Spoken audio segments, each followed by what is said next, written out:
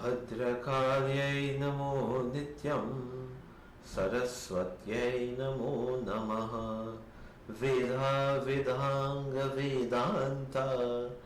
विद्यास्थानेभ्य एव च ब्रह्मस्वरूपा परमा ज्योतिरूपा सनातनी ओम श्री सरस्वत्यै नमः हरि ओम. Namaskar and welcome to Hinduism in Focus. We are continuing our discourse from the Srimad Bhagavad Geeta, chapter 7, shloka number 16. We are so far, I believe, halfway of this shloka in giving a commentary. And what this shloka is doing is that it is coinciding well with the beginning of a year's activities by people everywhere in the world, where they are seeking new beginnings, they are seeking the fulfillment of new desires, which we call resolutions, and they want to upkeep themselves or position themselves at a higher place than they were in the previous years. And every year they're seeking to better that. And the seeking is really an expression of some desire. And at the expression of these desires, we call them resolution because we resolve to have them fulfilled. Whether or not we actually fulfill them or we stay faithful to our resolutions, that's a different question. But the seeking now is the fulfillment of newer desires. And we are seeing in this shloka that Bhagavan Krishna is showing that everybody desiring whatever they want to, they are right in their own way. But if they are ready to do their work with grace, they will have the desires fulfilled. And as they fulfill a lower desire, they take on a purer one or a higher one, and ultimately when all desires have been fulfilled, they become one with the Lord himself. So the desire is supposed to be what we call the desire is supposed to be the pathways to mukti.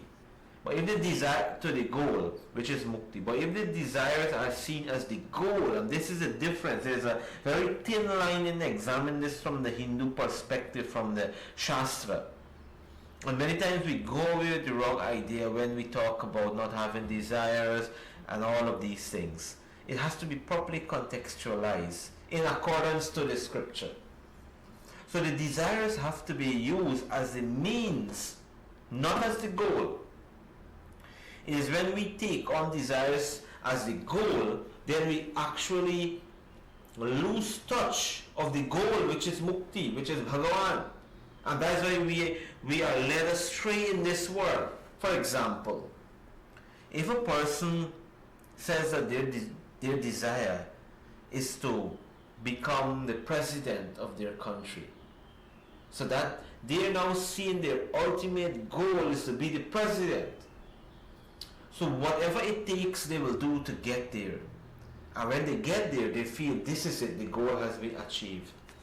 You will see that person will fail, and whatever he achieves will be dry. It will not bring inner joy and satisfaction, because he felt that the desire was the goal, and he lost touch of the goal, which was to make the lives of his fellow citizens better, which was to uplift the downtrodden, which was to bring decency, bring law and order, bring stability, bring progress, bring prosperity, bring goodness to his people, to the country's people, fellow countrymen like this. So now, the desire having fulfilled, he feels this was the goal. So what happens? The people suffer. In the same way, our goal must be mukti. It must be the highest, Bhagavan. And all the desires of the world must be the means. The desires themselves must not be the goal. There's only one desire that can be the goal, which is Bhagavan. So Krishna is showing in this verse that all the desires have to be used as the pathways to come to know the true self. Once they are seen in this way, they are good. But if they are seen in the contrary, then the desires are the goal, then they will bring ultimately destruction. And that is why you seek many people who have sought various pathways in their life. When they become very old and they've seen how the pathways they've sought, whether academically or what's not, that it has brought no inner satisfaction, then what? They go back straight to the temple. They want to do something now socially. They want to do something religiously, as they would say. And you see this in some of the more materialistically advanced countries. We see these things. This is the reason. But if from the inception you knew that your ultimate goal is Bhagavan, and all his desires were to be used for Bhagavan's work, then when you're doing them and you're achieving the desire and doing the work, you are going to get inner satisfaction, joy, and upliftment.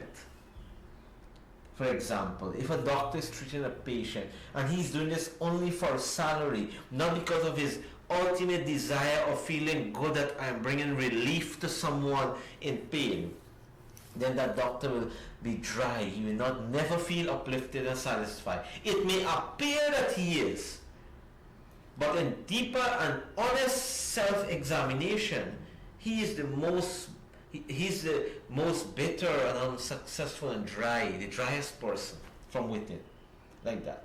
This is an example. And it applies to every other field. But if the goal is understood, then the desires will be so wonderful and great. And this is the answer to why there is still not happiness in the midst of everything that people seek. Think of it. Give it some deep thought and you will see.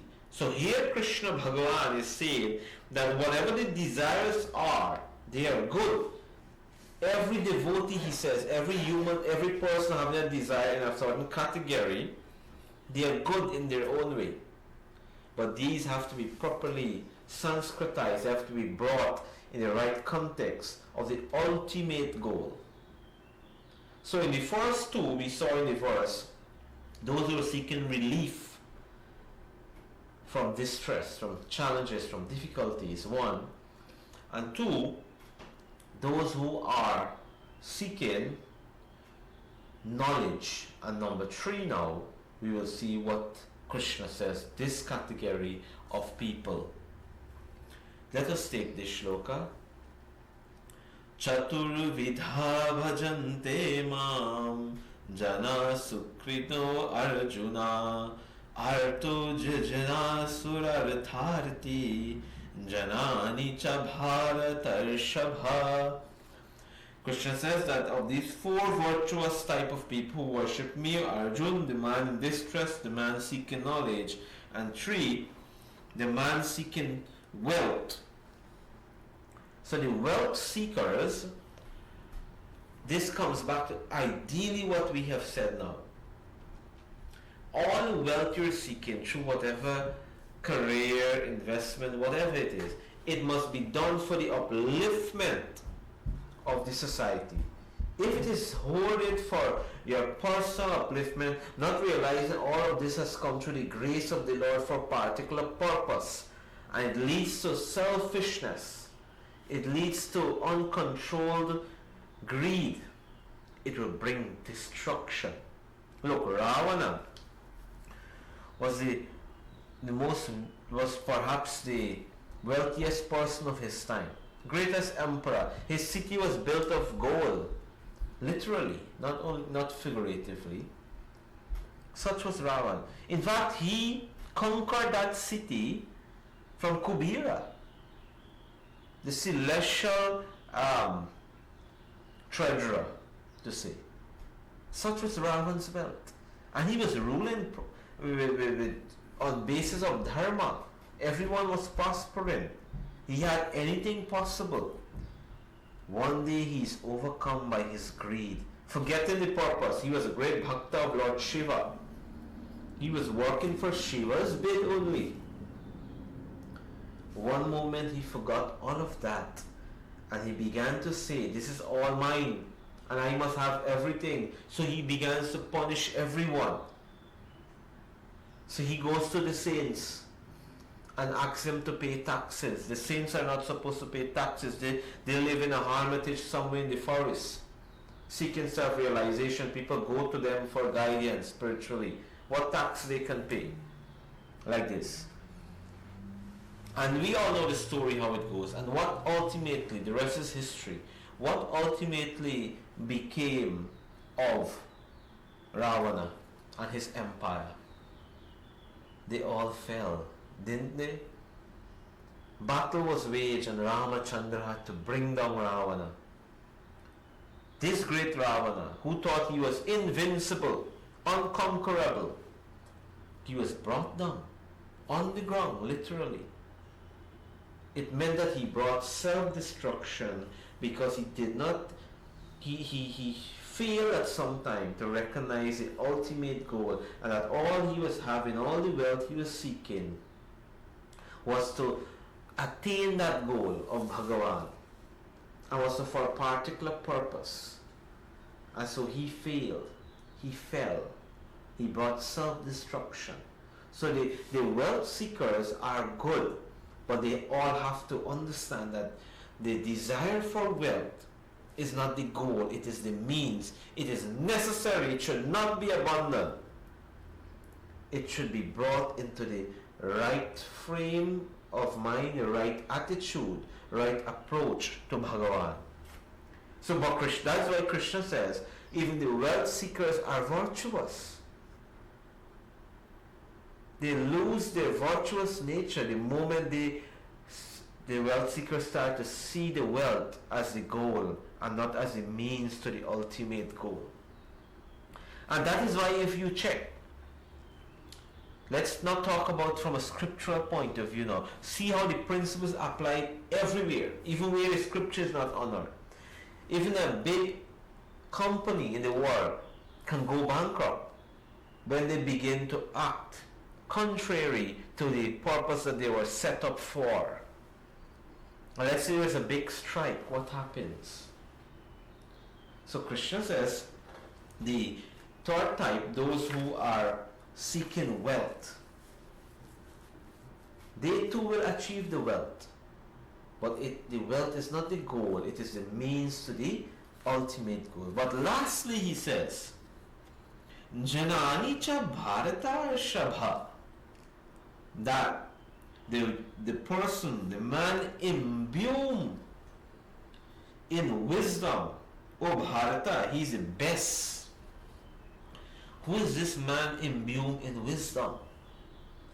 And this is where that is why we have to listen to all the discourses on this shloka to get a gist of it, to get it through context. Don't listen to one in isolation. Go back and follow, and then you will see the essence of this shloka, which I told you is, because of time, we have to do it in five discourses.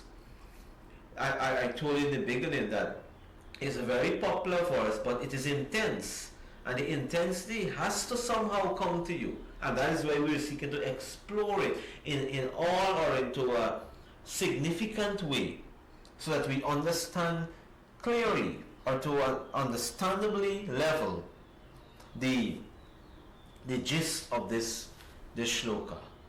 So now amongst these three, the fourth type now, he says, after these three, the fourth type is called the Janani, the man of wisdom. And Krishna says, oh Bharata, he's the best amongst, but the others are good too, they are virtuous. But why he's the best? Because he becomes a Jnani, because the other three were supposed to be the means to this fourth stage. And it is this fourth stage that he transits now into the ultimate self, into Bhagavan himself. And that is called the Jnani.